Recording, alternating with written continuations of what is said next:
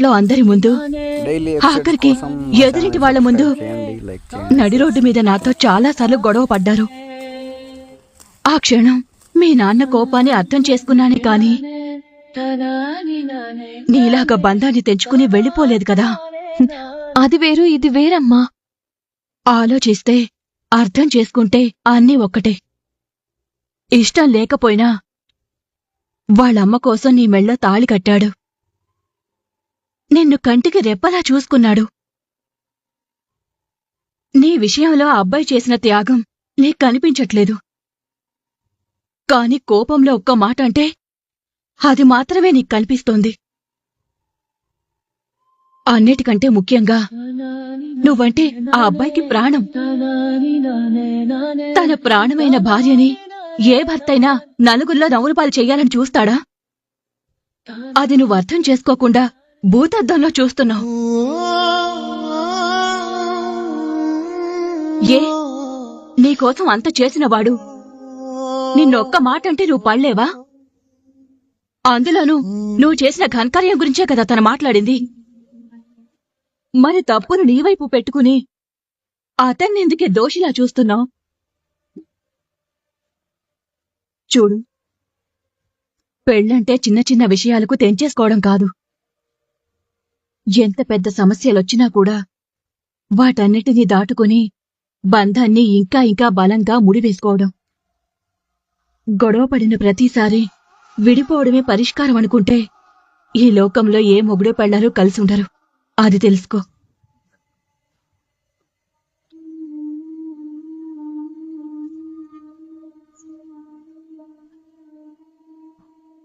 తన తప్పు ఏమీ లేకపోయినా సరే ఆ అబ్బాయి నీకోసం చాలా తగ్గాడు.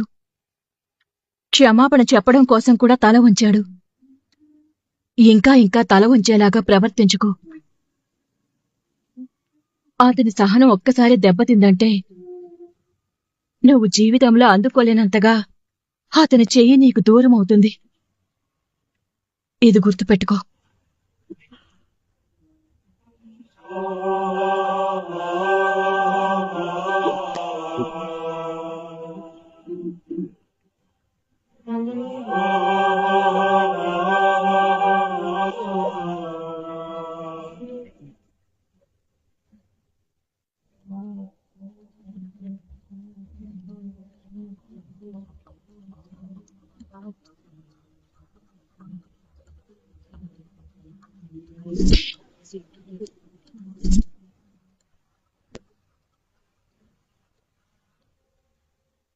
నా అరుసే ఎంతుండదే నీ ఫేసు.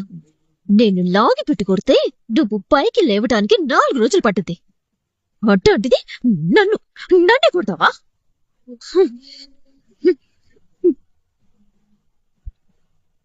నన్ను మా ఆయన బయటికి గెంటెత్తే నా బతుకు తిక్కు ముక్కు లేకుండా అయిపోతా. నిన్ను మాత్రం మీ ఆయన చెయ్యట్టుకొని యువరాణిలా అటుకొస్తాడా? నువ్వు అత్తారింట్లో ఇట్ట అడిగెడతావో నేను సుత్తాని పొట్టి మిరపకాయ.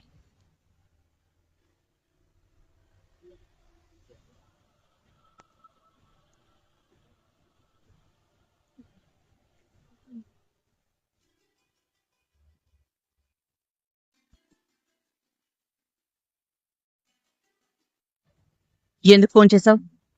ఏం లేదు, నేను ఖాళీగా ఉన్నాను. అట్టాసే మా తొక్కుడు బిల్ల ఆడుకోవటానికి పోతావేమో అని కాలింగ్ చేశాను. ఏంటి వెటకారాలు చేస్తున్నావు? ఒళ్ళెలా ఉంది?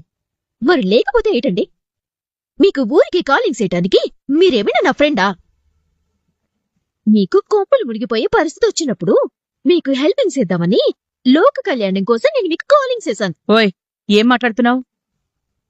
నా పంపలు మునిగిపోయే పరిస్థితి ఏంటి? మీరు సాన తెలివిగా నాటకమాడి పేమని మీ ఇంటికి అట్టుకెళ్ళిపోయి ఫుల్ హ్యాపీస్గా ఉన్నారు కదా. కానీ మీకు తెలియని విషయం ఏంటంటే ప్రేమ ఏ క్షణమైనా ఏ ఇంట్లో లెగ్గెట్టే ఆలోచనలో ఉంది. నీ మొహం. నా మేనకోడ్లు పూర్తిగా నా గుప్పెట్లో ఉంది. ఆ ధీరజ్ గాడి మీద పీకల్లో ద్వేషంలో ఉంది. ఆ ఇంట్లో నా మేనకోడలు అడుగు పెట్టడం అనేది ఈ జన్మలో జరగదు. అక్కడే మీరు కర్రీలో కాలేశారు. నేను ఉదయం ప్రేమతో మాట్లాడినప్పుడు తను నాతో ఏమందో తెలుసా?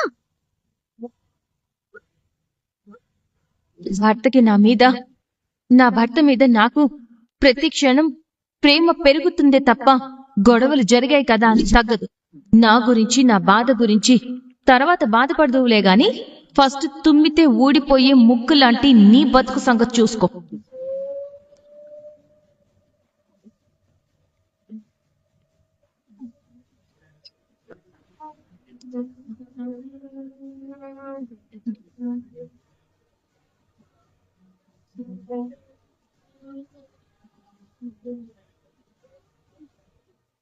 ఇది ఎవరితో అంత సీరియస్ గా మాట్లాడుతుంది?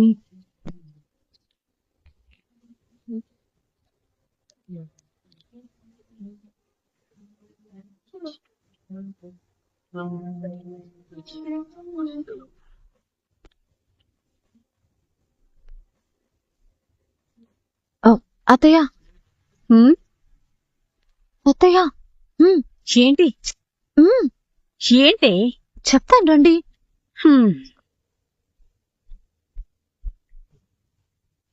అబ్బా ఏంటి? నీ ప్రియమైన ముద్దుల అగ్గిపుల్ల కొడలు ఫోన్లో ఎవరితో మాట్లాడుతుందంటారు? ఇంకెవరు? వాళ్ళ ఆయనతో మాట్లాడుతూ ఉండొచ్చు. ఈ విషయం అడగడానికా ఏదో కొంపలు మునిగిపోయినట్టు పిలిచింది? మాట్లాడితే మీరు పెద్ద గడుసు అని, ఆవలిస్తే పేగులతో పాటు ఎముకలు కూడా లెక్క పెట్టేస్తానని బిల్డప్ ఇస్తారు కదా, కానీ ఇలాంటి విషయాలు మాత్రం కనిపెట్టలేరు. ఏయ్, అత్తనే భయం లేకుండా ఏంటే నువ్వు?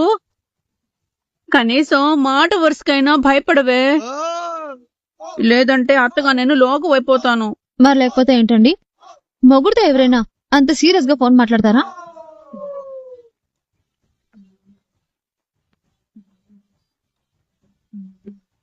ఆ అవునే, కరెక్టే. మొగుడుతో ఫోన్ మాట్లాడేటప్పుడు తెలియకుండానే తెగ సిగ్గొచ్చేస్తుంది. నేను కూడా అంతే. మీ మావయ్యతో ఫోన్ మాట్లాడేటప్పుడు ఎంత సిగ్గుపడిపోతానో తెలుసా? అమ్మా, మీ సిగ్గుకో నమస్కారం. మెలికలు తిరిగింది, చాలా ఆపండి. ఆపండి. ఏదో నిన్ననే పెళ్ళైనట్టు ఓ సిగ్గుతో తెగ మెలికలు తిరిగిపోతున్నారు. ఆ మిడత మీ భద్రావతి అత్తతో మాట్లాడుతుందేమోనని నాకు డౌట్ గా ఉంది.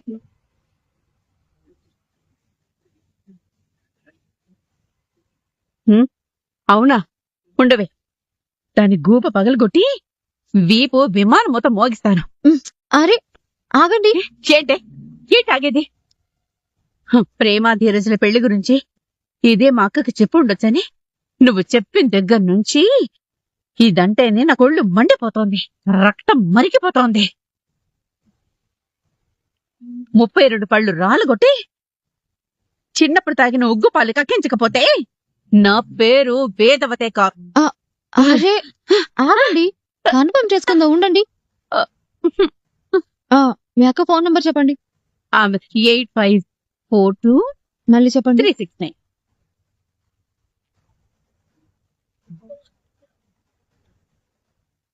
Call is on wait and the person you are trying to reach is on another call.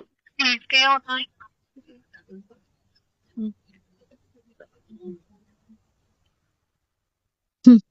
మీ అక్క కాల్ కూడా వెయిటింగ్ వస్తుంది. అంటే నంగి మాట్లాడుతుంది మీ అక్కతోనే, కన్ఫర్మ్. కన్ఫర్మ్ అని ఇంకా ఇక్కడే ఉంటావేంటే? గూబ పగలగొట్టి దాన్ని అంతు తేలుద్దాం పద. ప్రేమకి ధీరజ్ మీద కోపం 1% అయితే ప్రేమ 99% ఉంది. పైగా ధీరజ్ కూడా ప్రేమని ఇక్కడి కట్టుకురావటానికి విశ్వ ప్రయత్నాలు చేస్తున్నాడు. మీరు కనుక జాగ్రత్త పడకపోతే అల్లు లెట్టుకుని కలిసిపోతారు. మీరు పడిన కష్టం అంతా పుట్టుకున్న బూడిదైపోతుంది. మరి అందుకని మీ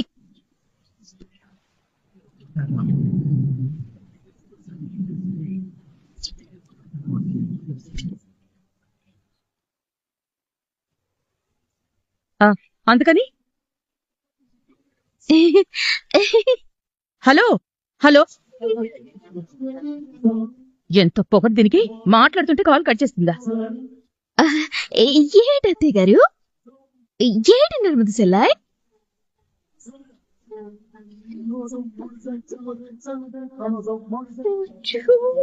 ఇప్పుడు ఏం చేయాలి?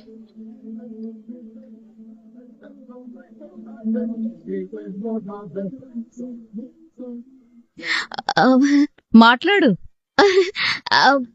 అరే పర్లేదులేండి అత్తయ్య, నీ తర్వాత మాట్లాడతానులేండి. మీరు ఎందుకు వచ్చారో చెప్పండి. కట్ చేసిందేంటి?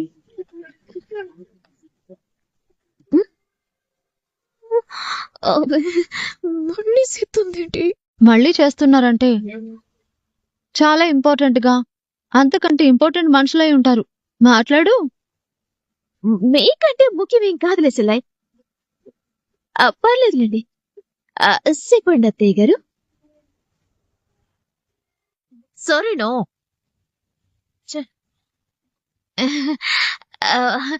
మా అమ్మ నేను తిన్నానో లేదో కనుక్కోవటం కోసం కాలింగ్ చేసింది. ఒకసారి నీ ఫోన్ ఇవ్వు. నా ఫోన్ ఎందుకు? మీ అమ్మ ఫోన్ నంబర్ చూద్దామని. ఇవ్వు.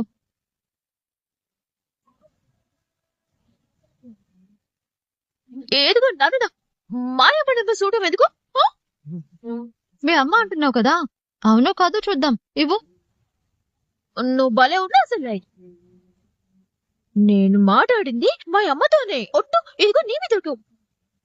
నేను అబద్ధం ఎందుకు చెప్తానమ్మా? ఏయ్, మర్యాదగా ఫోన్ ఇవ్వు.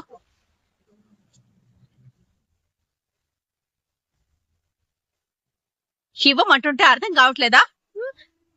ఇవ్వు. ఇవ్వు. ఎందుకు? ఇవ్వు. అరే,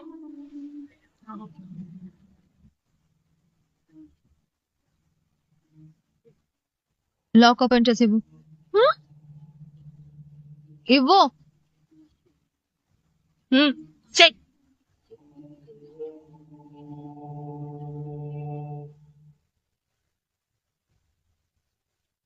ఓపెన్ చేయమన్నానా? చెప్పమను. ఏయ్, లాక్ చేయి. చెప్పమను.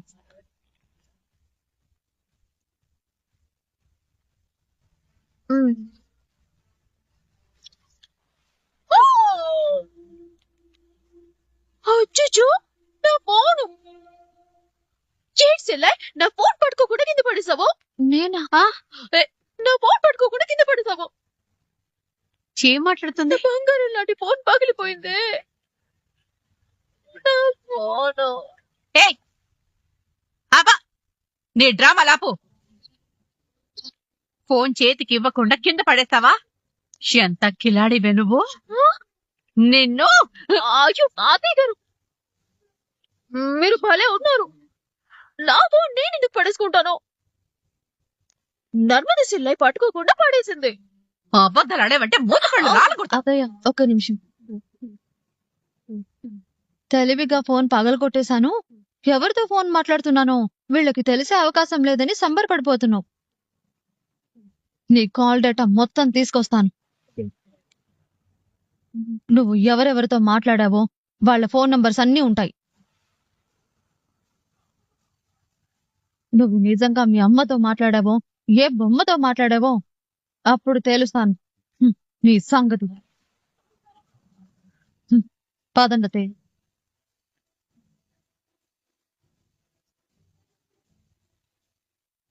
నేను మాట్లాడింది భద్రవతితో అని తెలిస్తే నన్ను తన్ని తరివేయటం గ్యారంటీ. సచ్చాను కదరా దేవుడా. అయ్యో,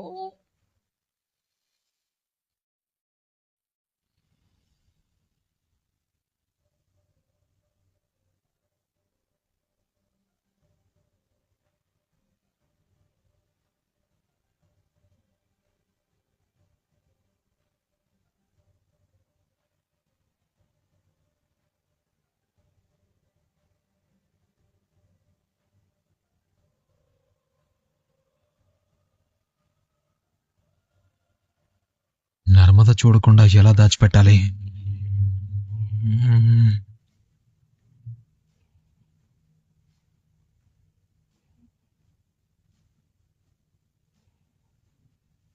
హ.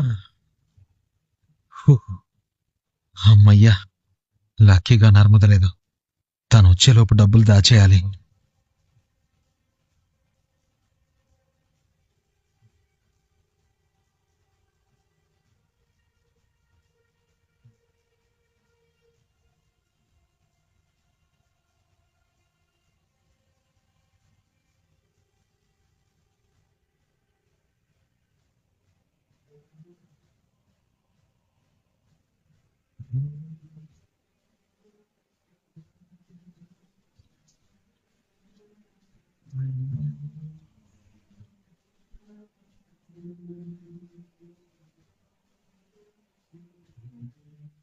ఇక్కడ పెడితే నర్మదా చూసేస్తుంది.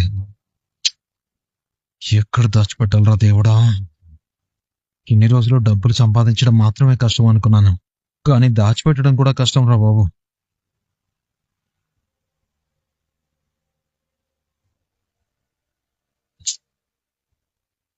కష్టపడి సంపాదించిన డబ్బు అయితే దర్జాగా బ్యాంకులో దాచిపెట్టుకోవచ్చు.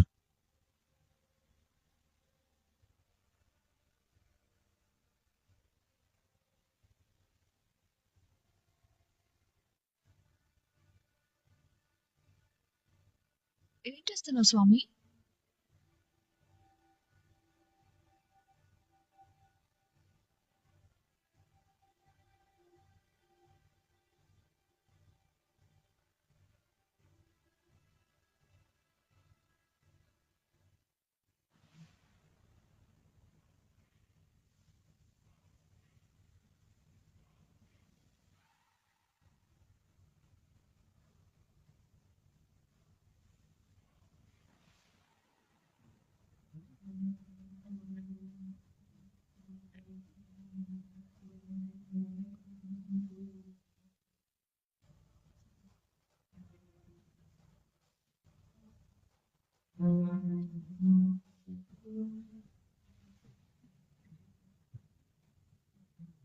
ఆయన డబ్బులు ఎక్కడివి సాగర్? ఆ, మనవే మనవే. మనవా? చూస్తుంటే లక్షల్లో ఉన్నట్టున్నాయి. ఒకేసారి నీకింత డబ్బు ఎక్కడి నుంచి వచ్చింది? ఏదో ఒక విధంగా వచ్చిందిలే నర్మదా. ప్రతిదాన్ని భూతద్దంలో చూడడం, గుచ్చి గుచ్చి క్వశ్చన్స్ వేయడం. మర్యాదగా చెప్పు, ఎక్కడి నుంచి వచ్చా ఈ డబ్బు నీకు? అడుగుతుంటే సమాధానం చెప్పకుండా నీళ్లు నవ్వుతావేంటి? ఇంత డబ్బు ఎక్కడిది నీకు? ఆహా, ఎఫ్డి, ఫిక్స్డ్ డిపాజిట్ డబ్బులు. ఏంటేంటి? ఎఫ్డి డబ్బా? అవును, ఎఫ్డి డబ్బులే. ఆ, నాకు తెలియకుండా నువ్వు ఎఫ్డి ఎప్పుడు చేసావు? ఆ, ఎప్పుడంటే ఆ, అప్పుడెప్పుడో మన పెళ్లికి ముందే చేశాను. మరి నాకెందుకు చెప్పలేదు? ఆ, అంటే నేను సర్ప్రైజ్ చేద్దామని. పెళ్లి కానప్పుడు రైస్ మిల్ చూసుకునేవాడివి, మరి ఎఫ్డి చేయడానికి ఇంత అమౌంట్ ఎక్కడిది నీకు? అంటే మా నాన్న నాకు అప్పుడప్పుడు ఇచ్చిన డబ్బులన్నీ దాచిపెట్టాను నర్మదా. నీ వ్యవహారం చూస్తుంటే నాకెందుకో డౌట్ గా ఉంది. ఏది ఎఫ్డి చేసిన డాక్యుమెంట్స్ చూపించు. చాలా రోజులు అవుతుంది కదా, ఎక్కడో దాచిపెట్టాను, తర్వాత చూపిస్తానే. ఎఫ్డి బ్యాంక్ అకౌంట్ కి లింక్ అయి ఉంటుంది కదా, మొబైల్లో చూపించు. అంటే నాకు అకౌంట్ ఉన్న బ్యాంక్ లో కాకుండా వేరే బ్యాంక్ లో ఎఫ్డి చేశాను. పోనీ మెసేజ్ అయినా ఉంటుంది కదా. ఎప్పుడో సంవత్సరం క్రితం చేసింది. ఇప్పుడు మెసేజ్ అంటే ఎక్కడి నుంచి వెతకను? ఆ, అయినా నువ్వు నా మాటలు నమ్మకుండా నన్ను దొంగలా చూస్తున్నావేంటి? ఆ పరిస్థితిని నువ్వే తీసుకొచ్చావు. డబ్బులు పెట్టి జాబ్ కొనుక్కొని షాక్ ఇచ్చావు కదా. అబ్బా, పాత విషయాలు తవ్వకు ప్లీజ్.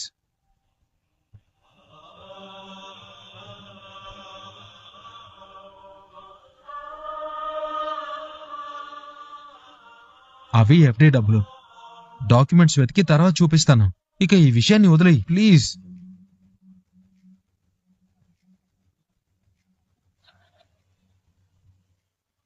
ఇంట్లో గొడవలు తలనొప్పుల్లో పడిపోయి మనం పర్సనల్ లైఫ్ ని చాలా మిస్ అవుతున్నాం. కొన్ని రోజులు పోతే మర్చిపోయేలా ఉన్నాం. అమావాస్యకి పుణ్యానికి పెళ్ళాం గుర్తొస్తుందనుకుంటాను. పెళ్ళాం మీద ఎక్కడ లేని ప్రేమ పొంగుకొస్తుందనుకుంటాను. గుచ్చి చంపడంలో నీ తర్వాతే నర్మదా. ఇంటి గొడవల్లో నువ్వు కూడా బిజీ కదా, నీకు